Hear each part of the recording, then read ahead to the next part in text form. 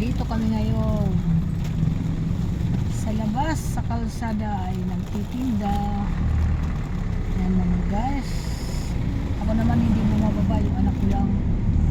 Siya na kasi siyempre hindi pa masyadong maayos yung aking pakiramdam. Nagpipilay-pilay ako. Kaya siya lang, sinamahan ko lang sila dito sa akin. Ayan guys, kaya welcome to my vlog. Pupulang ako dito, nagpapalamig sa loob ng sasakyan. Thank you so much. Isang good morning everyone. Ganda naman yung kinakalabasan ng biyahe namin. Kahit pa paano nakakabinta din. Ayan mga guys, ito po ang ginagamit namin sa sasakyan, yung aking sasakyan na ganito. Sa asawa ko pala ito, hindi pala ito sa akin. Sa asawa ko pala. Akin ako ng akin eh, sa kanya ito. Sa kanya ito niregalo ng anak ko. Na regalo ito sa kanya ng anak ko na si Lani. Kaya ako'y nagpapasalamat dyan sa anak kong mabait. Dahil may nagagamit kami kapag kami may lakad. Ito, sa pagtitinda, dito kami ginagamit din kahit paano, pero hindi lagi kasi sabi ko baka malaspag agad. Kaya sabi ko hindi pwedeng sakyan ng mga mabibigat na paninda. Sabi ko mahirap na. Sabi ko kaya yan. Ilang araw namin to hindi ginamit, ngayon nang uli lumabas kasi nga ayaw ko yung araw-araw ginagamit. Sabi ko. So okay naman.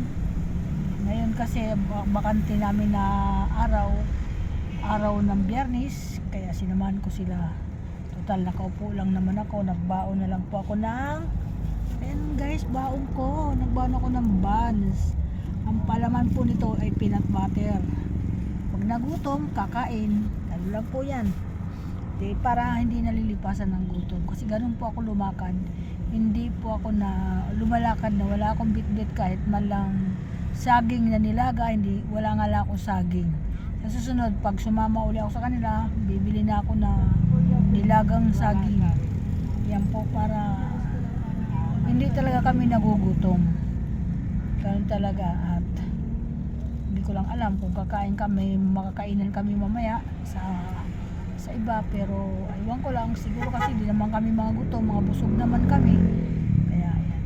Okay. Good morning everyone sa sulok ng mundo. Yan ang Nanay Linda nyo nag-iikot. Kaya salamat.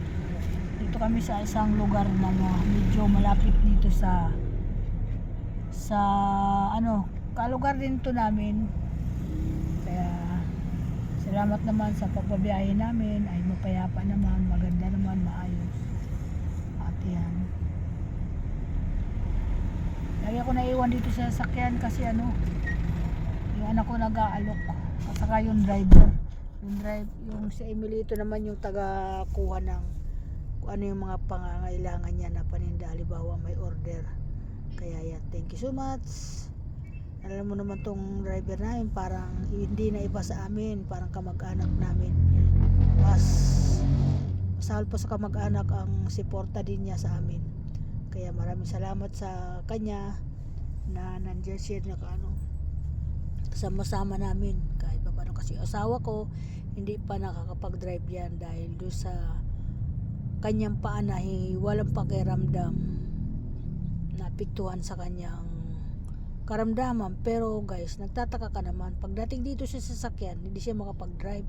Sa tricycle, di ba yung tricycle nga po mas mahirap driving yun. Bakit ang bilis niya mag-drive? Ganun siya, doon siya nasanay sa tricycle.